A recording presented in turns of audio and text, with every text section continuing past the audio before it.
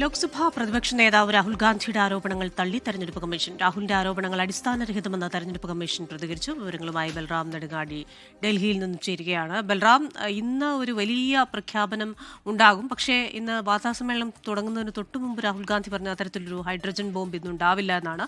പക്ഷേ ചില കാര്യങ്ങൾ, കണക്കുകളും കാര്യങ്ങളും സഹിതം വ്യക്തമാക്കി. ഇപ്പോൾ ആ ആരോപണങ്ങൾ തെരഞ്ഞെടുപ്പ് കമ്മീഷൻ തള്ളിക്കളഞ്ഞിരിക്കുകയാണല്ലോ. എന്തൊക്കെയാണ് തെരഞ്ഞെടുപ്പ് കമ്മീഷൻ പറയുന്നത്?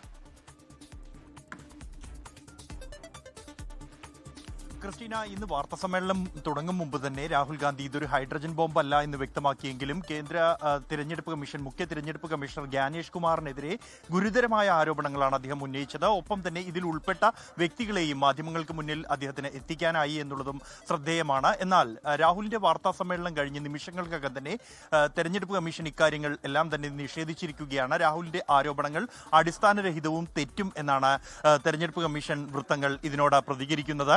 രാഹുലിന്റെ ആരോപണങ്ങൾ പ്രധാനമായും എന്നാൽ ഈ ആലന്ത് നിയമസഭാ മണ്ഡലത്തിലെ വോട്ടർമാരെ നീക്കം ചെയ്തതുമായി ബന്ധപ്പെട്ട തെരഞ്ഞെടുപ്പ് കമ്മീഷന്റെ ഒരു വിശദീകരണം രാഹുലിന്റെ ആരോപണങ്ങൾ ഒരു പരിധിവരെ ശരിവെക്കുന്നതാണ്. കാരണം 2023 ആലന്ത് നിയമസഭാ മണ്ഡലത്തിലെ വോട്ടർമാരെ നീക്കാൻ ചില ശ്രമങ്ങൾ നടന്നിരുന്നുവെന്നും ഇതിന്റെ അടിസ്ഥാനത്തിൽ തെരഞ്ഞെടുപ്പ് കമ്മീഷൻ തന്നെയാണ് FIR രജിസ്റ്റർ ചെയ്തിരിക്കുന്നത് എന്നുമാണ് തെരഞ്ഞെടുപ്പ് കമ്മീഷൻ വിശദീകരിക്കുന്നത്.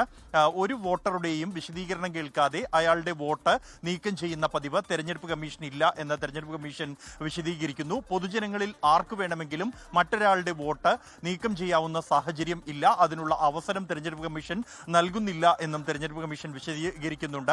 രാഹുൽ ഗാന്ധി പരാമർശിച്ച കേസിൽ തെരഞ്ഞെടുപ്പ് കമ്മീഷൻ തന്നെയാണ് FIR രജിസ്റ്റർ ചെയ്ത് അന്വേഷണം ആരംഭിച്ചിരിക്കുന്നത് എന്നും തെരഞ്ഞെടുപ്പ് കമ്മീഷൻ വിശദീകരിക്കുന്നു. എന്നാൽ അതിലെ തുടർ നടപടികൾ എന്ത് എന്ന കാര്യം ഈ ഒരു ഘട്ടത്തിൽ തെരഞ്ഞെടുപ്പ് കമ്മീഷൻ വ്യക്തമാക്കുന്നില്ല. എങ്കിൽ പോലും വിശദമായ ഒരു വാർത്താ സമ്മേളനം തെരഞ്ഞെടുപ്പ് കമ്മീഷൻ വിളിക്കാനുള്ള സാധ്യതയും നിലവിലുണ്ട്.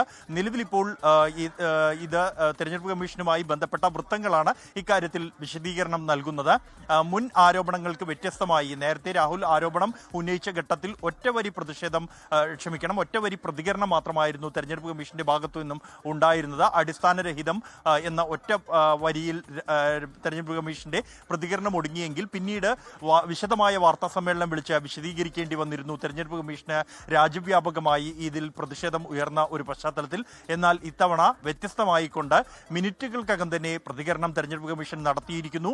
ഇത് അടിസ്ഥാനരഹിതമാണ് എന്ന് പറയുമ്പോഴും ഭാഗികമായി രാഹുലിന്റെ ആരോപണങ്ങളെ ഈ ആലന്ത് നിയമസഭാ മണ്ഡലത്തിൽ വോട്ടർമാരെ നീക്കം ചെയ്യാൻ ശ്രമം നടന്നിരുന്നു എന്നും തെരഞ്ഞെടുപ്പ് കമ്മീഷൻ തന്നെ ഇക്കാര്യത്തിൽ FIR രജിസ്റ്റർ ചെയ്തിരുന്നു എന്നുമാണ് തെരഞ്ഞെടുപ്പ് കമ്മീഷന്റെ വിശദീകരണം. ക്രിസ്റ്റീന.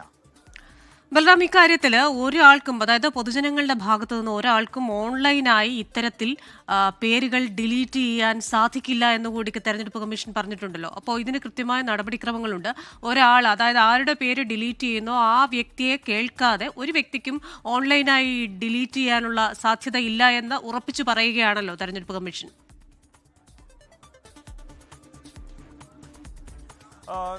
തീർച്ചയായും ക്രിസ്റ്റീന, തെരഞ്ഞെടുപ്പ് കമ്മീഷന്റെ വിശദീകരണത്തിൽ അക്കാര്യം തന്നെയാണ് വ്യക്തമാക്കുന്നത്. ഒരു വ്യക്തിക്കും അല്ലെങ്കിൽ ഏതെങ്കിലും ഒരു പൗരന് മറ്റൊരു പൗരനെ കുറിച്ച്, വോട്ടറെ കുറിച്ച് എതിരഭിപ്രായമുണ്ട്, അയാൾ പരാതിയുണ്ട് എങ്കിൽ അയാൾക്ക് സ്വയം ഓൺലൈനായി ലോഗിൻ ചെയ്ത് ആ വോട്ടുകൾ, അയാൾക്ക് പരാതിയുള്ള ആളുടെ വോട്ടുകൾ നീക്കം ചെയ്യാനാകില്ല എന്നാണ് തെരഞ്ഞെടുപ്പ് കമ്മീഷൻ വിശദീകരിക്കുന്നത്.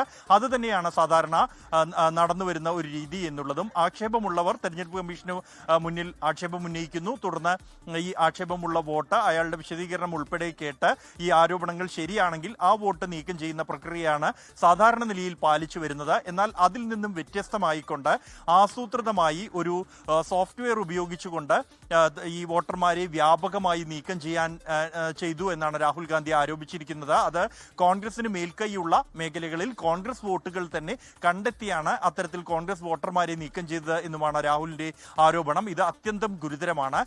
ഈ ആരോപണം എന്നുള്ളത് ഒരു എതിർ പാർട്ടിയിലെ വോട്ടർമാരെ നീക്കം ചെയ്യാനുള്ള ശ്രമം ഉണ്ടാകുന്നു എന്ന് തന്നെയാണ് രാഹുൽ ഗാന്ധിയുടെ ആരോപണങ്ങൾ വിരൽ ചൂണ്ടുന്നത്. ഇതിന് തെരഞ്ഞെടുപ്പ് കമ്മീഷന്റെ പിന്തുണ ലഭിക്കുന്നു, അല്ലെങ്കിൽ ഇത്തരത്തിൽ വോട്ടർമാരെ നീക്കം ചെയ്യുന്നവർക്ക് തെരഞ്ഞെടുപ്പ് കമ്മീഷന്റെ സംരക്ഷണം ലഭിക്കുന്നുവെന്നും അതുകൊണ്ടാണ് കർണാടകയിലെ CID നിരന്തരം ആവശ്യപ്പെട്ട 18 തവണ 18 മാസങ്ങൾക്കിടെ കത്തയച്ചിട്ടും തെരഞ്ഞെടുപ്പ് കമ്മീഷന്റെ ഭാഗത്തു നിന്നും സഹകരണം ഉണ്ടാകുന്നില്ല. ഭാഗികമായ ചില വിവരങ്ങൾ മാത്രമാണ് പുറത്തുവിട്ടത്.